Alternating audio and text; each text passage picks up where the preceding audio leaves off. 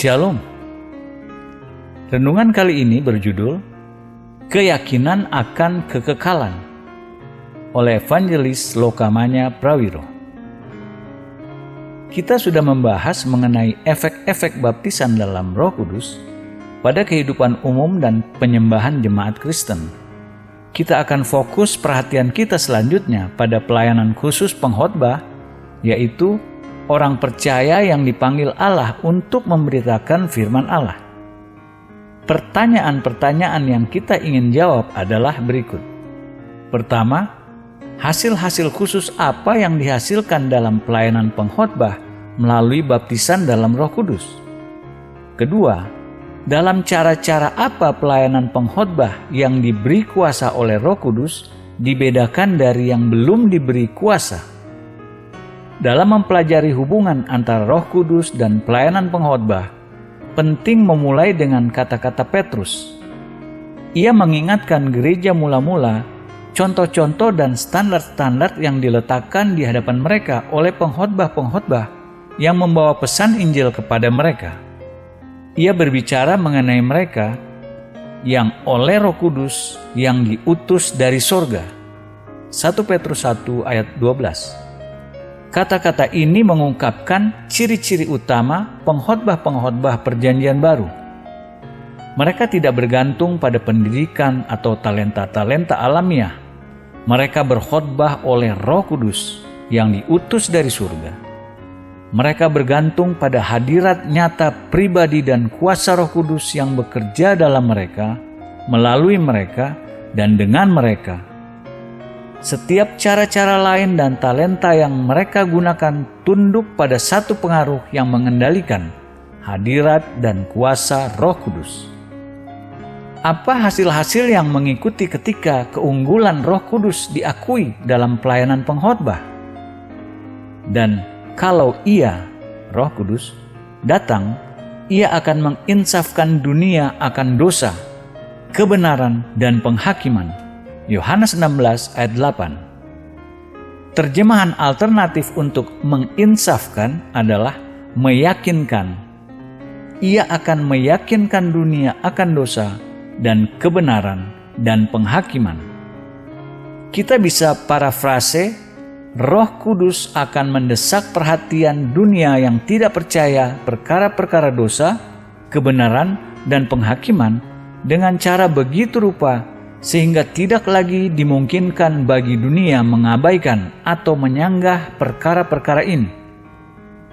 Tiga hal ini, dosa, kebenaran, dan penghakiman, adalah realitas kekekalan dasar dari semua agama sejati.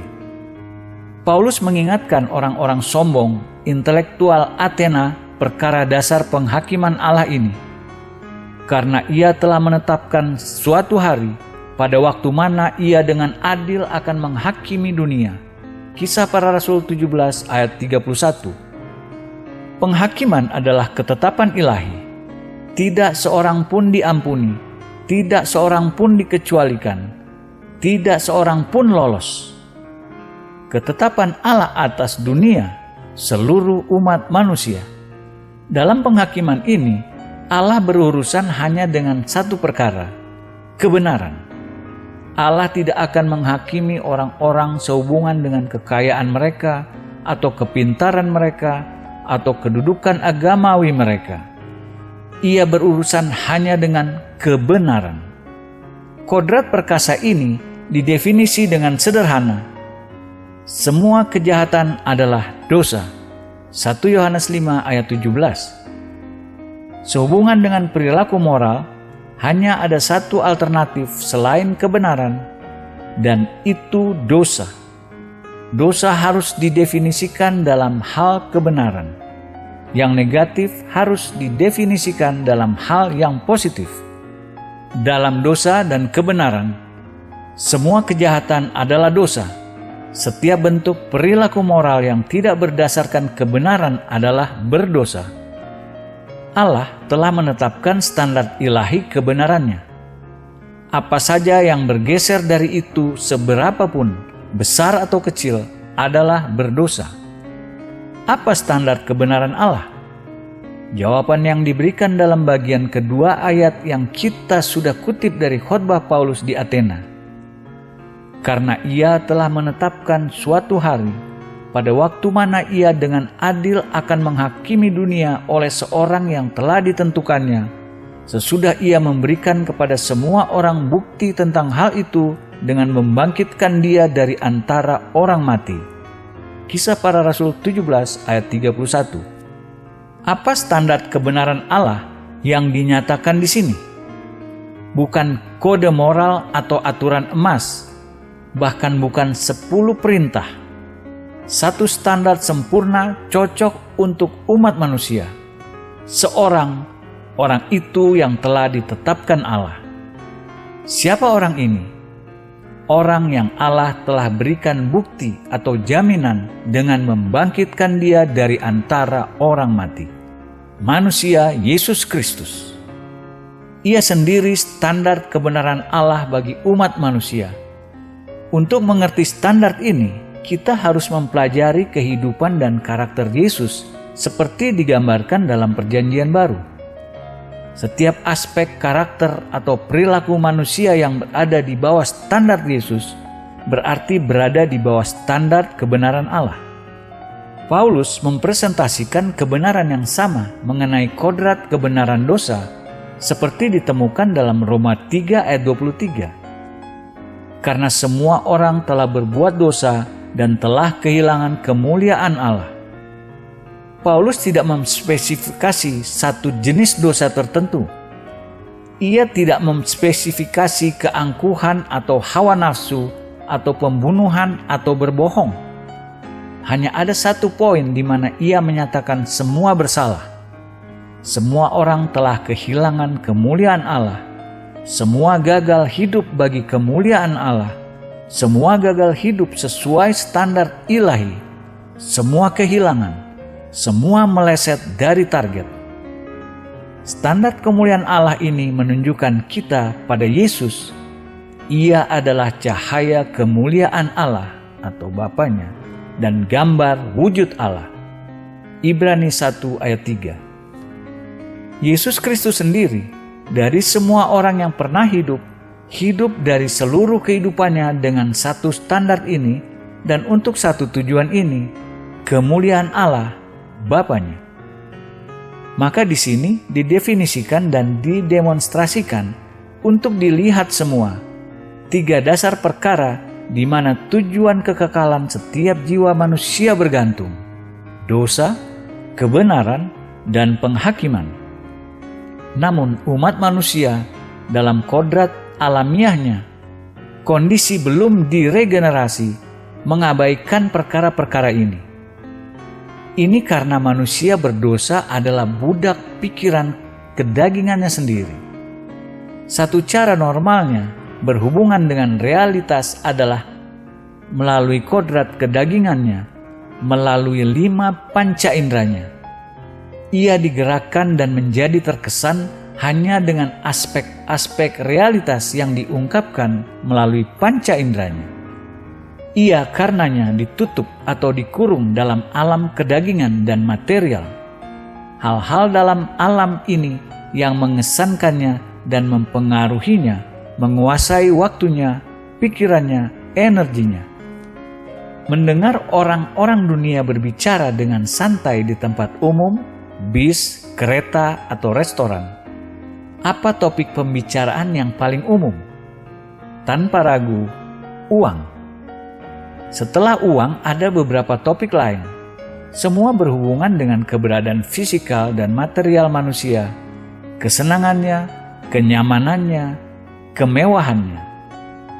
Di antara topik-topik paling umum ini, kita sebut olahraga, hiburan, politik, makanan, bisnis, pertanian, urusan keluarga, mobil, baju, dan peralatan rumah.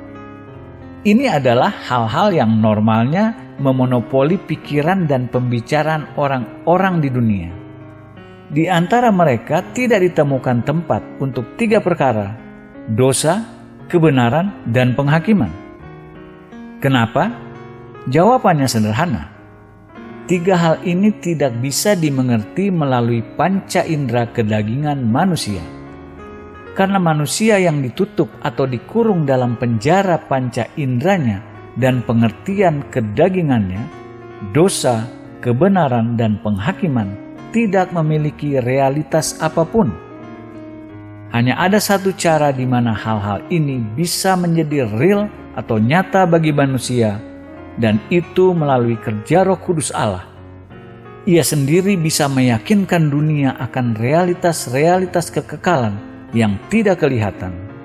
Sesuai proporsi Roh Kudus mendapat akses ke hati dan pikiran manusia, begitu pula mereka prihatin akan dosa, kebenaran, dan penghakiman. Dalam Mazmur 14 ayat 2 dan 3, kita mendapat gambaran seluruh umat manusia yang diinspirasi secara ilahi seperti Allah melihatnya dalam kondisi kejatuhan alamiah mereka di luar dari pengaruh kasih karunia Allah dan kerja Roh Allah. Pemazmur berkata, Tuhan memandang ke bawah dari sorga kepada anak-anak manusia untuk melihat apakah ada yang berakal budi dan yang mencari Allah. Mereka semua telah menyeleweng, semuanya telah bejat, tidak ada yang berbuat baik, seorang pun tidak. Perhatikan apa yang pemazmur katakan di sini mengenai kondisi alamiah manusia. Bukan hanya tidak ada yang berbuat baik, kejahatan dan kerusakan spiritual manusia lebih dalam dari itu. Tidak ada seorang pun yang mengerti, tidak ada seorang pun yang mencari Allah. Bahkan pengertian hal-hal spiritual dan hasrat mengenai Allah sama sekali tidak ada. Sampai Allah melalui Roh Kudus-Nya menjangkau manusia ke bawah, manusia dengan dirinya sendiri tidak pernah menjangkau Allah atau mencari Allah. Kamu dahulu sudah mati karena pelanggaran-pelanggaran dan dosa-dosamu. Efesus 2 ayat 1. Di luar pengaruh Roh Kudus yang membangkitkan, kondisi spiritual manusia adalah kematian. Ia mati terhadap Allah dan terhadap realitas-realitas spiritual. Dosa, kebenaran, dan penghakiman tidak memiliki arti atau realitas baginya. Ini tidak berarti manusia dalam kondisi ini tanpa agama. Sebaliknya, agama memainkan peran besar dalam hidupnya. Namun agama di luar gerakan Roh Kudus bisa menjadi paling mematikan dari semua pengaruh-pengaruh, membuai manusia ke dalam rasa aman yang salah dan semu dan ke dalam sikap acuh tak acuh dan tidak berperasaan mengenai perkara-perkara spiritual vital di mana tujuan jiwanya bergantung. Paulus memberi gambaran nubuatan ciri-ciri moral yang menjadi karakter umat manusia pada akhir zaman sekarang. Ketahuilah bahwa pada hari-hari terakhir akan datang masa yang sukar. Manusia akan mencintai dirinya sendiri dan menjadi hamba uang. Mereka akan membual dan menyombongkan diri. Mereka akan menjadi pemfitnah. Mereka akan memberontak terhadap orang tua dan tidak tahu berterima kasih, tidak mempedulikan agama, tidak tahu mengasihi, tidak mau berdamai, suka menjelekan orang, tidak dapat mengekang diri, garang, tidak suka yang baik, suka mengkhianat, tidak berpikir panjang, berlagak tahu, lebih menuruti hawa nafsu daripada menuruti Allah. Secara lahiriah mereka menjalankan ibadah mereka, tetapi pada hakikatnya mereka memungkiri kekuatannya. Jauhilah mereka itu. 2 Timotius 3 ayat 1-5. Paulus di sini mendaftar 18 cacat moral yang merusak kehidupan dan perilaku manusia sementara zaman menuju akhir. Dua pertama cacat moral dalam daftarnya mencintai dirinya sendiri dan menjadi hamba uang. Yang terakhir dalam daftar adalah lebih menuruti hawa nafsu daripada menuruti Allah. Dengan pengetahuan Roh Kudus yang tidak pernah salah, Paulus menunjukkan 3 tanda peradaban kita sekarang: cinta diri sendiri, cinta uang, cinta kesenangan. Di antara ini ada 15 ciri lain kemerosotan moral, di mana semuanya dimanifestasikan dalam abad ke-21 lebih terbuka dengan skala lebih besar dibanding periode sejarah dunia sebelumnya. Namun aspek yang paling menantang dari semua situasi ini, di tengah merosotnya moral universal, agama tetap ada. Setelah mendaftar 18 cacat moral ini, Paulus menambahkan, secara lahiriah mereka menjalankan ibadah mereka, tetapi pada hakikatnya mereka memungkiri kekuatannya. Dengan kata lain, orang-orang yang bersalah karena dosa-dosa moral ini bukan orang-orang tanpa agama. Mereka memiliki kesalehan atau keilahian agama, namun agama yang dimana tidak ada ruang untuk hadirat dan kuasa Roh Kudus. Akibatnya, tidak ada sensitivitas pada hal-hal spiritual, tidak ada kesadaran dasar realitas-realitas spiritual, tidak ada keyakinan dosa, kebenaran, atau penghukuman.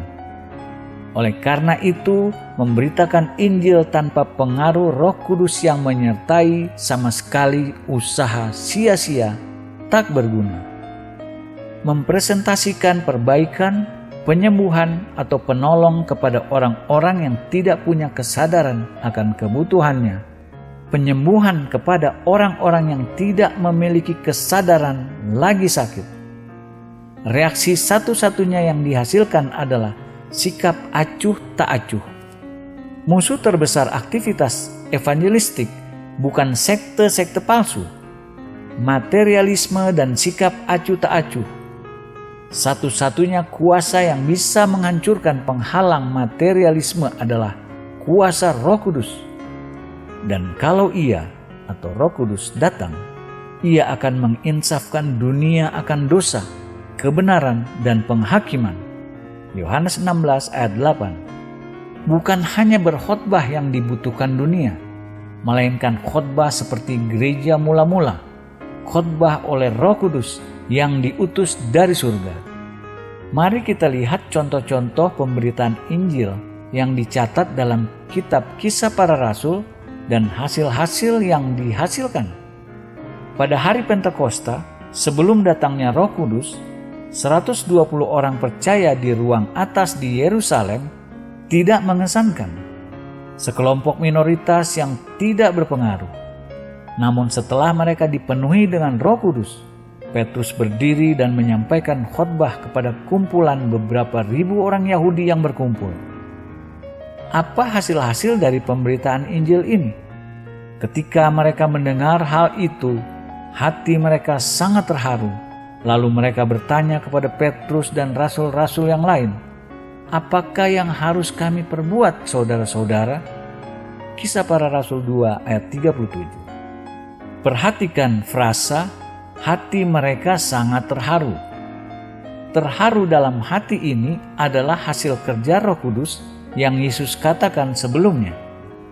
Dan kalau Ia atau Roh Kudus datang, Ia akan menginsafkan dunia akan dosa, kebenaran, dan penghakiman. Yohanes 16 ayat 8. Akibat dari keyakinan ini, 3.000 orang Yahudi yang belum percaya bertobat, mengakui Yesus sebagai Tuhan dan Juru Selamat, dan dibaptis. Namun, penting untuk ditekankan hasil-hasil ini tidak dicapai melalui manifestasi supernatural saja, melainkan melalui manifestasi yang diikuti dengan pemberitaan firman Allah. Oleh karena dunia dalam hikmat Allah tidak mengenal Allah oleh hikmatnya, maka Allah berkenan menyelamatkan mereka yang percaya oleh kebodohan pemberitaan Injil. 1 Korintus 1 ayat 21. Allah sudah mentahbiskan manusia harus diselamatkan dengan cara menyaksikan mujizat-mujizat atau dengan mendengar ucapan-ucapan nubuatan. Manifestasi-manifestasi supernatural ini berfungsi menarik perhatian manusia dan membuka hati mereka kepada kebenaran. Namun hanya melalui pemberitaan firman Allah, manusia diselamatkan. Ini mengkonfirmasi pernyataan Paulus bahwa pedang roh firman Allah. Efesus 6 ayat 17. Jika Petrus tidak berdiri pada hari Pentakosta dan memberitakan pesan dari firman Allah, kuasa Roh Kudus akan tetap hadir dengan murid-murid. Namun ia akan ada tanpa pedang untuk diayunkan. Akan ada orang-orang belum percaya yang terpesona dan takjub, namun tidak akan ada respons. Pedang tajam bermata dua, firman Allah, diayunkan oleh Roh Kudus melalui bibir Petrus yang membuat hati orang-orang tidak percaya ini terharu dan membawa mereka pada keyakinan yang begitu dalam. Hampir setengah dari khotbah Petrus mengutip dari Perjanjian Lama. Begitu besar dampak firman tertulis Allah ketika ditekan ke hati manusia melalui kuasa Roh Kudus.